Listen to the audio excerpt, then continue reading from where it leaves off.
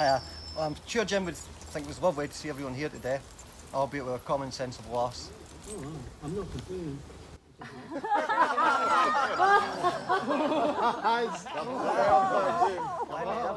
That was a quick response. Absolutely perfect.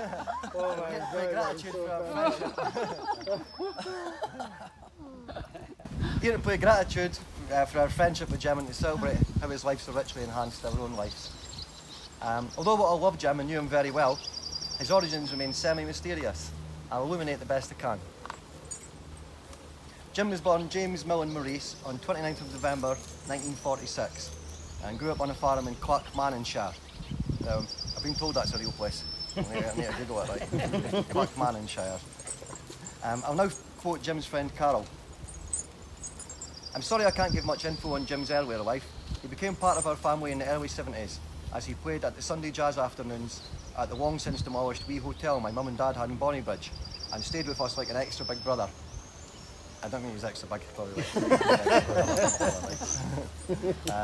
My big brother Willie said the jazz afternoons were really popular and he remembers Jim up on stage lying on his back, lost in the moment, playing his sax, and Kim, our Great Dane, joining in and licking his fist. He then moved with us to the next hotel mum and dad had in Green Loaning and also came with us when they retired to the Perth area. So that's how Jim ended up in Perthshire from growing up in the farm in Clackmannanshire. Unquote. Once in Perthshire, Jim continued making a good name for himself, playing and touring with bands such as Drew Larg and the Buzzards and the Jelly Roll Band. Which only just, I've heard the name of that for almost 30 years, the Jelly Roll Band, and just this morning I realised that it meant me like a jelly piece. A delicacy in Jim's youth. Once in Perthshire, he continued making a good name for himself. I've done that, sorry. It was when Jim was recording with the Jelly Roll Band in the Seagate Studios in the mid-90s that I first met him and other musicians. I was wowed by the class of Jim's tone and playing, and he was lured by the exotic aroma from our band members' cigarettes. We instantly became friends. Jim raised the level of my own music by playing on every album I've done since, and we've toured together in the original band's Quarter, Varstrat 66 and the Dubhead Orchestra, founded by Howie here. I believe he also played Tea in the Park with Dundee's, one of Dundee's indie pop bands. Is that right? Although Jim was intrigued, if that was the correct word, by my note theories and general approach, I learned so much from him, from his meticulous nature and knowledge of classical and jazz music. However, I think I can speak for us all when I say that what I valued and will miss the most is his loyal, loving friendship and sense of humour. We'll even miss his OCD. Sorry. That's better. Okay. And in contrast to my own father, Jim set a perfect example to me. I'm glad that we spoke about that in his latter days. He was a lover of nature and a man of understanding and respect, with a gentle Viv Stanshall-esque self-deprecation, and I'd never tire of his comforting presence. In the mid-thousands, Jim, Stevie and I founded Lefty and Friends and began some of the best times of our lives. Initially an acoustic act, we soon added Howie on drums, Simon on bass, Gavin on my Ginty and Sean on my Goldrick. The band arrived at a boom time for the local music scene and we played hundreds of buzzing gigs. As reflected in the multi-generational band line-up, we drew large crowds of all ages. Jim was a main feature with his brilliant voice, flute, sax and persona. And I'm still amazed thinking of his double sax playing, that he'd wow the audience as well. A new generation fell in love with Jim. As you might imagine, Jim saw some sights and there are plenty of stories, but what happens on tour stays on tour. Hey, how are you?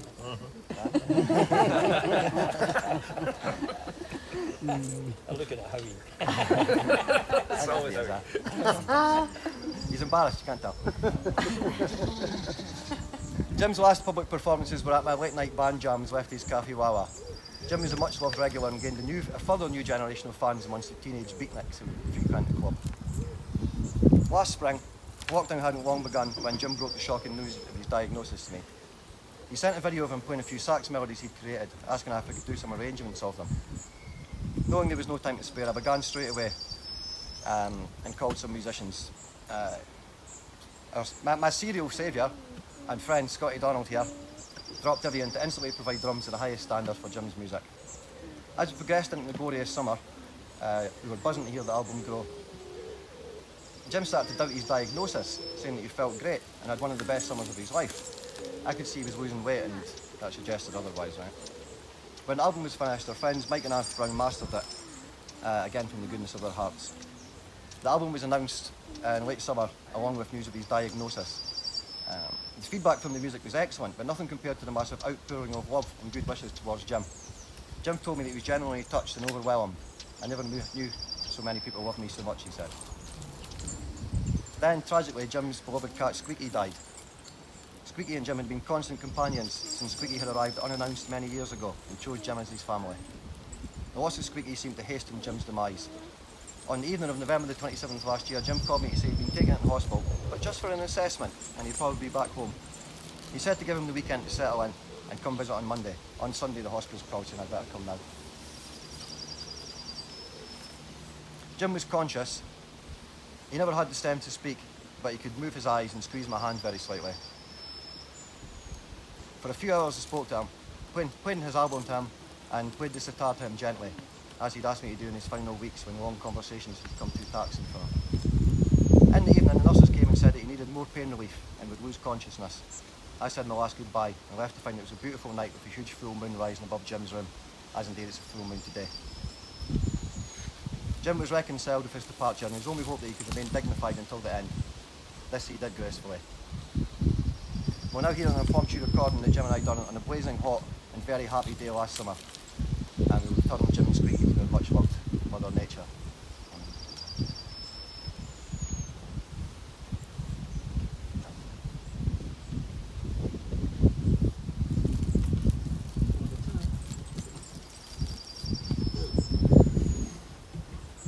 If anyone would like to come, you could wait. We're going to go put the ashes under the tree here. Underneath the old oak tree.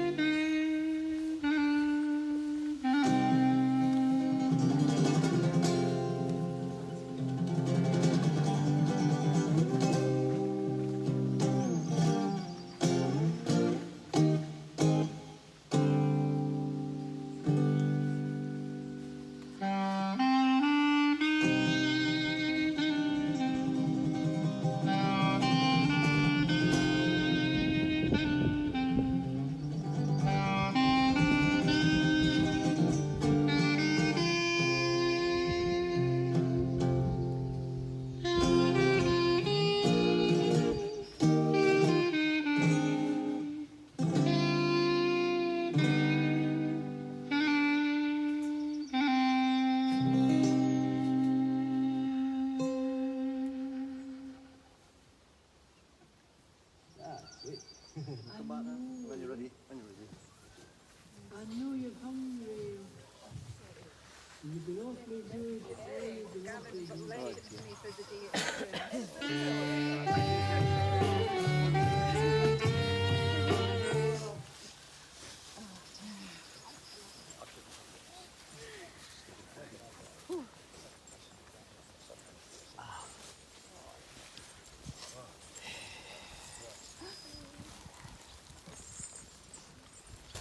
Now, in the latter days, Jim was stressed about what was important was love, and that seemed to be an ongoing thing. And as you know, Jim never had a bad bone in his body and never created any bad feeling or anything. So I thought it was appropriate that we'll all sing The Hymn Will Be All You Need Is Love.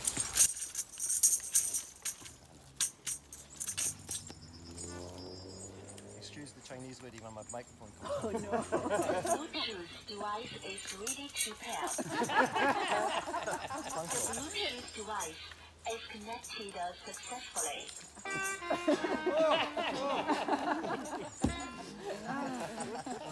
He's at it, isn't he? Love,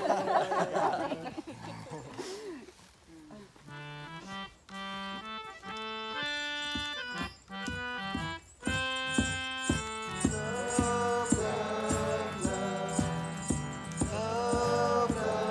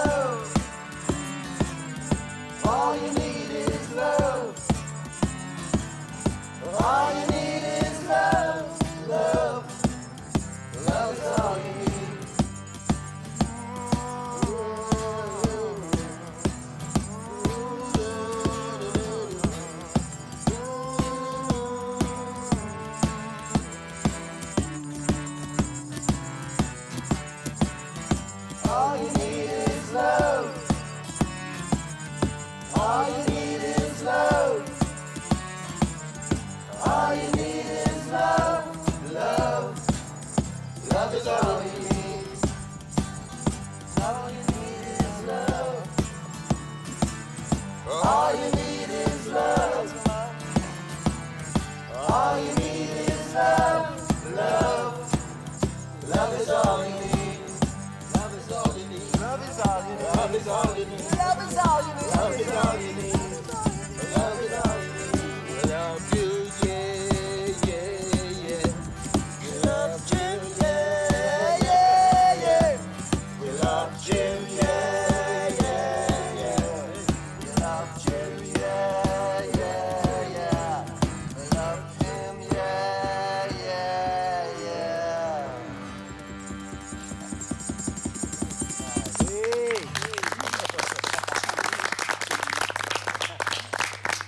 As shabby as Jim would expect from us.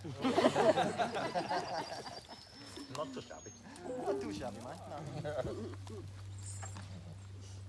Now, I'm just going to play Jim's last piece of music that he prepared, which is a reprise of his funeral procession. And the arrangement suggests a glorious ascension. So perhaps we'll listen to that and then retire for some drinks.